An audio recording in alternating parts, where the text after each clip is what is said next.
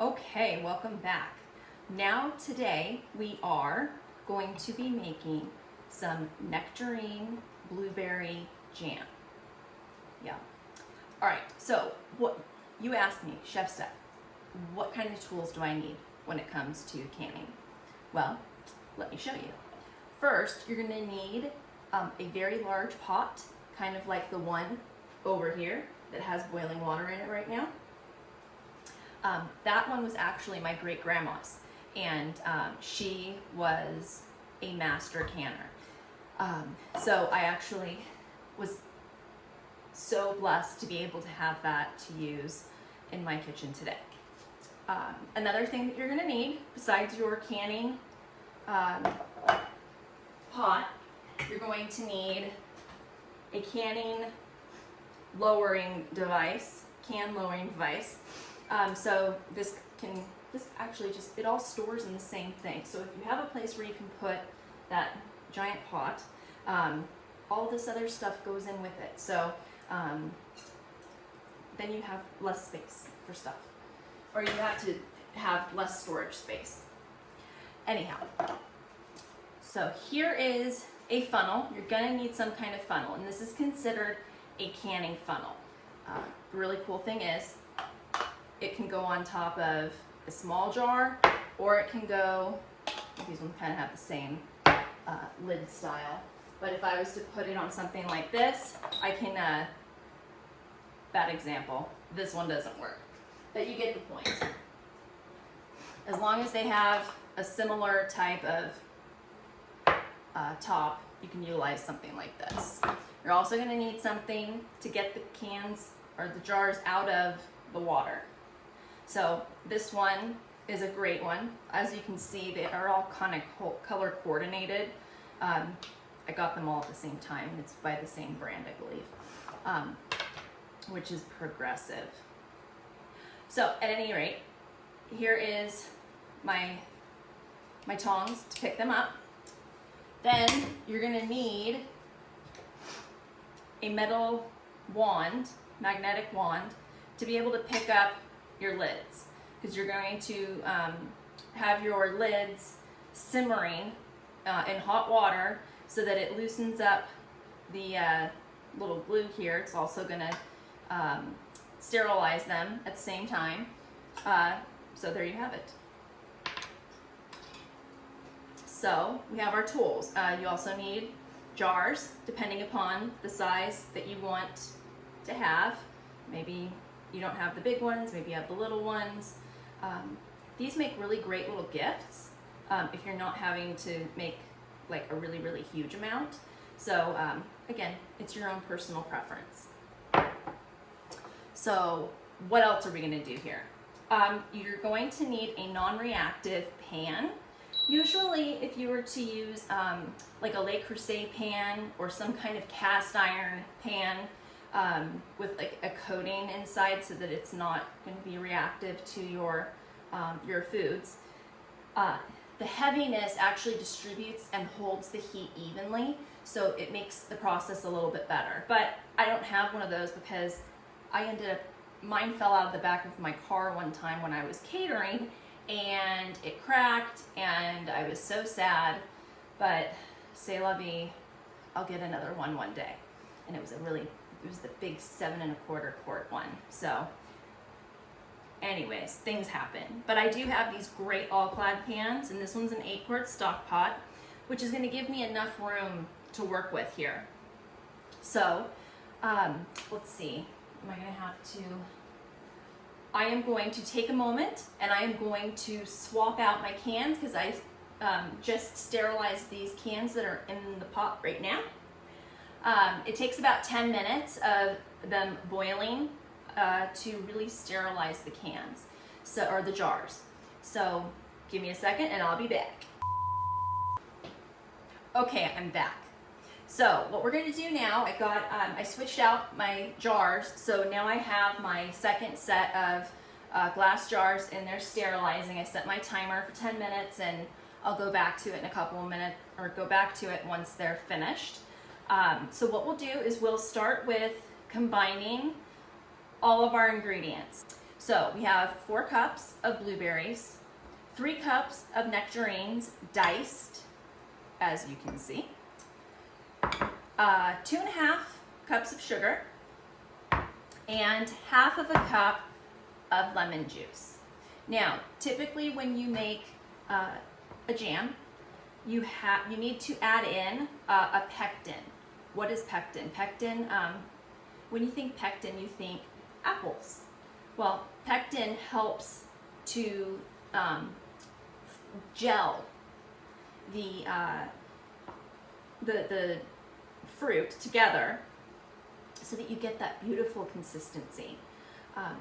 Now, I'm not adding any apple in this today. That's what you can do in order to, create that pectin. Or they do have jars of pectin that you can add to your recipe. I'm not a super fan of adding things that haven't grown off of a plant. I mean, it has to a certain degree, but I would rather use a fruit that's going to naturally give me a little more pectin to create that gelatinous quality. So nectarine actually has pectin in it, and I've kept the skin on because the skin helps with that process. So I'm going to put in my nectarines.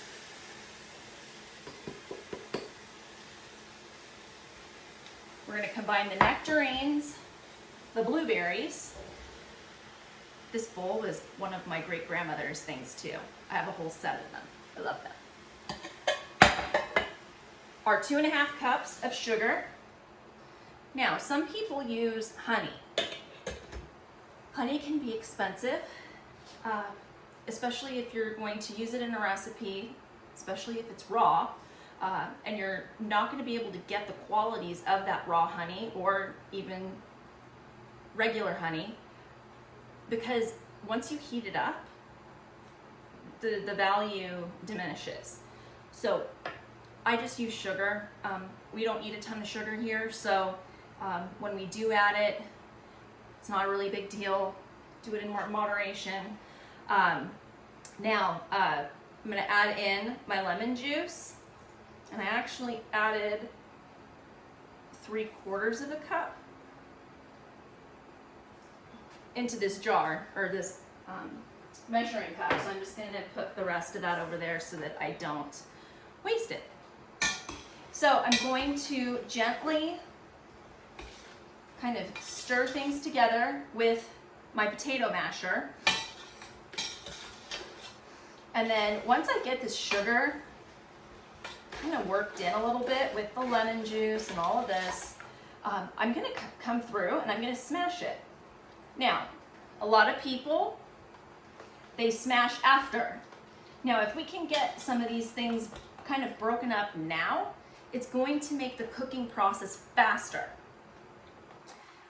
Because, we're starting to break the fruit down physically instead of letting the heat do it by itself. So you just have to be careful. Hang on to your pot. Make sure you don't burn yourself. These all-clad pans are really great. The handles don't, in theory, they don't heat up.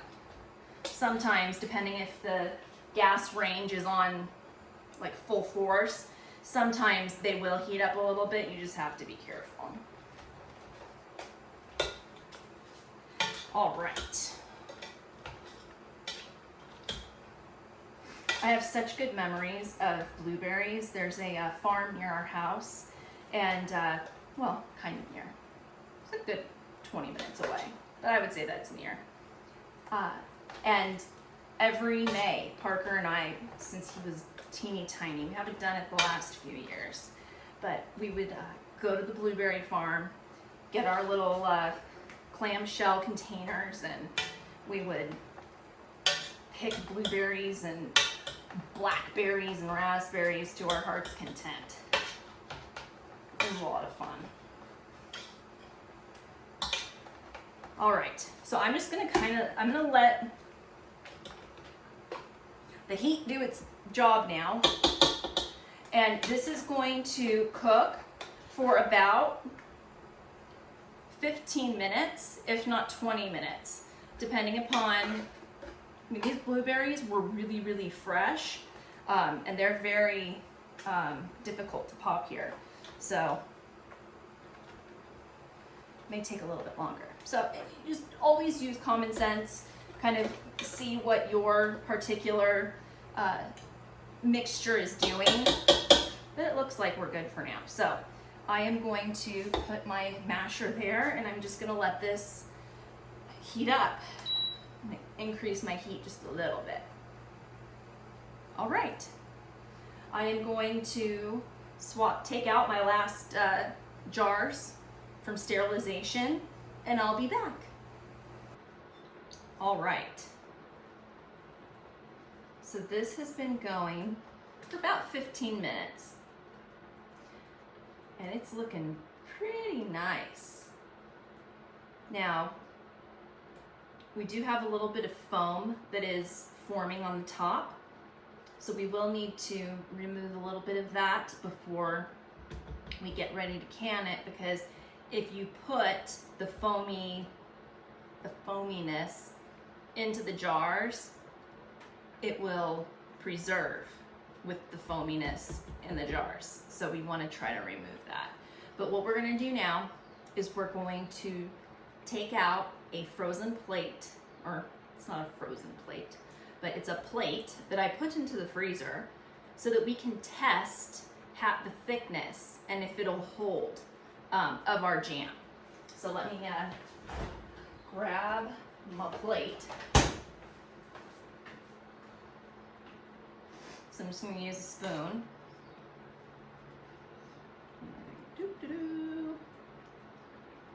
Okay, that's looking nice. So what you do is you put this into the refrigerator, or back into the freezer, excuse me, for 2 minutes. And if we can run our finger through the jam and it doesn't trail, meaning the sides don't come in and cover up my line that I just made, then we're good to go.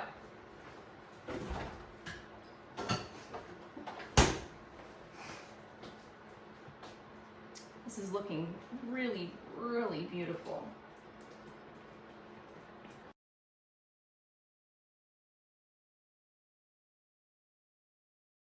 Okay, we're back. So what I'm gonna do is, this is my frozen plate. It's been in for a few minutes. And we're good. We have no trailing from my finger mark in the jam. So it's set up really nicely. So we can turn this off.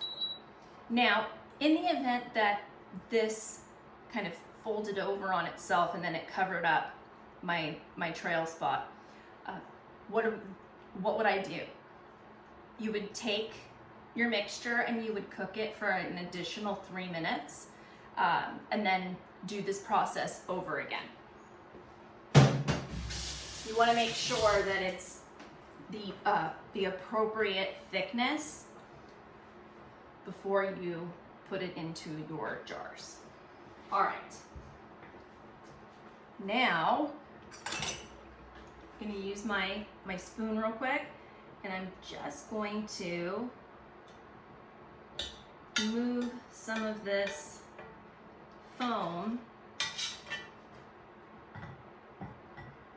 off of the top so that it doesn't end up in my jars.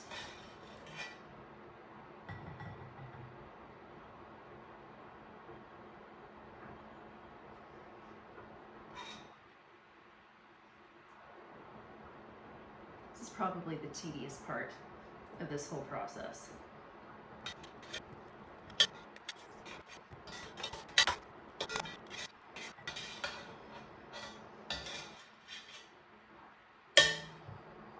All right. So now what I'm going to do is I am going to take my ladle and I'm going to put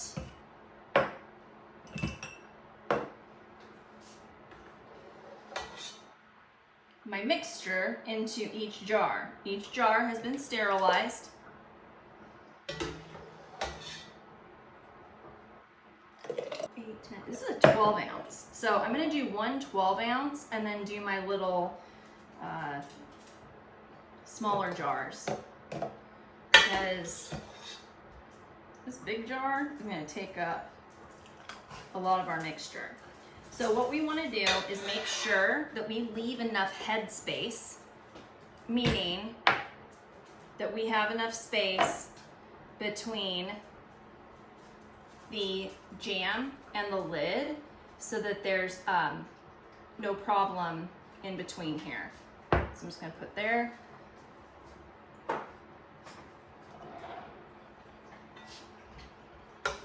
And we're gonna fill it up. I love these. It smells really nice. Everything goes in. Here it is.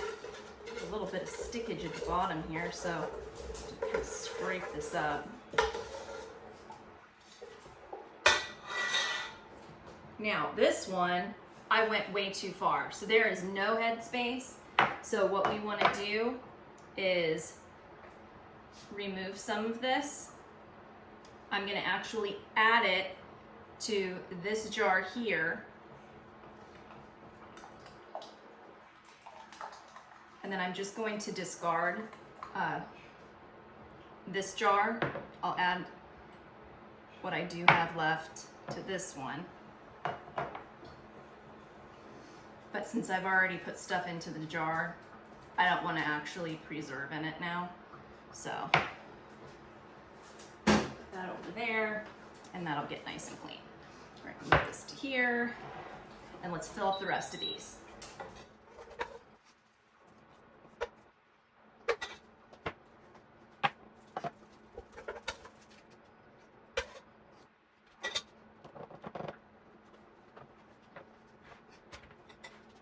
Okay, I'm back.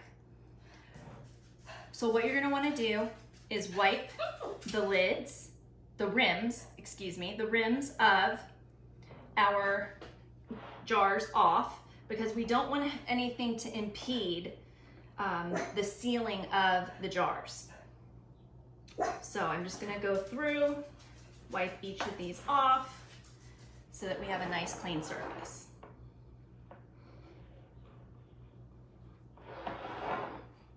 Then we're going to take our metallic lid picker-upper, magnetic lid picker-upper, this little gizmo here, and I'm going to, and this has been sterilized, so I'm going to take these guys and put them onto this surface, and I will dry each one.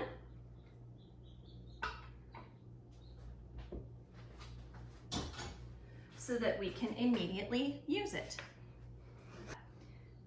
It's a good idea to have these simmering in hot water while you're in the process of making your jam mixture, so that when you're finished making your jam mixture and you've poured all your things, the seal is still warm. So take off any water that is left behind, push down, and then the warm water will actually soften this and help with your seal.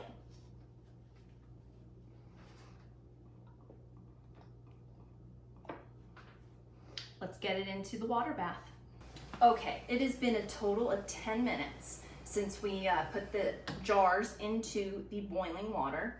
So now our job is going to be to remove each jar carefully. Remember, it's really, really hot.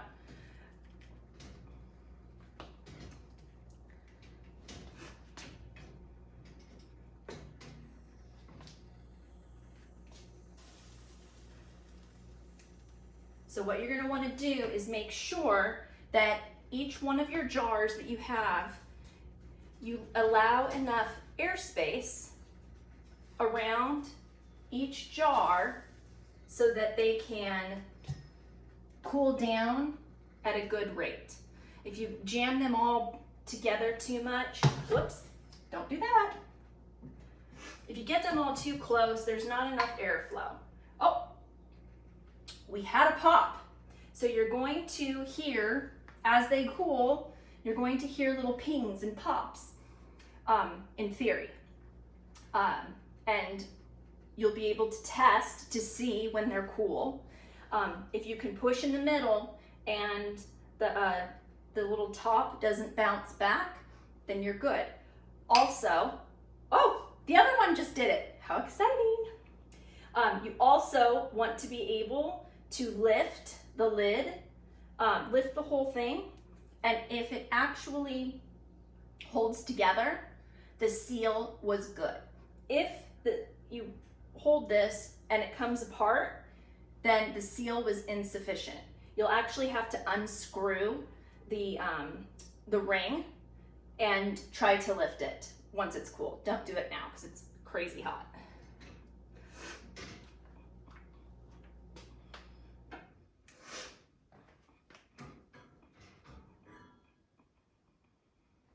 In the event that you have a jar that doesn't seal, what do you do with it?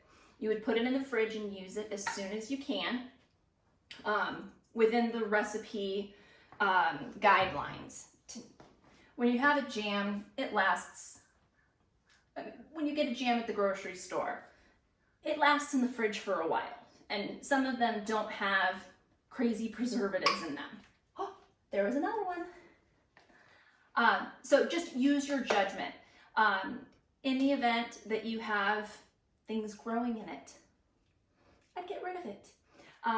You know, making sure that things seal properly will help with making sure that you have a viable and safe product. If you don't know a lot about canning, I would do a little bit of research because there is botulism. It's not as prevalent in the soil systems as it once was. However, it's still around, and it could rear its ugly head, and nobody wants to get sick. So always do your research and make sure that you know how to do this properly before you serve things to your family. If something smells weird or if something looks weird, don't eat it. It's common sense, but you know, I know we work so hard to make something and oh, maybe there's nothing wrong with it. Don't take chances. Same with pickling. You're dealing with lactic acid and bacteria and good bacterias. But if something smells weird, tastes weird, get rid of it. It's not supposed to smell or taste weird. So there we have it. We made a beautiful blueberry nectarine jam. I hope that you guys like this recipe. Give it a thumbs up.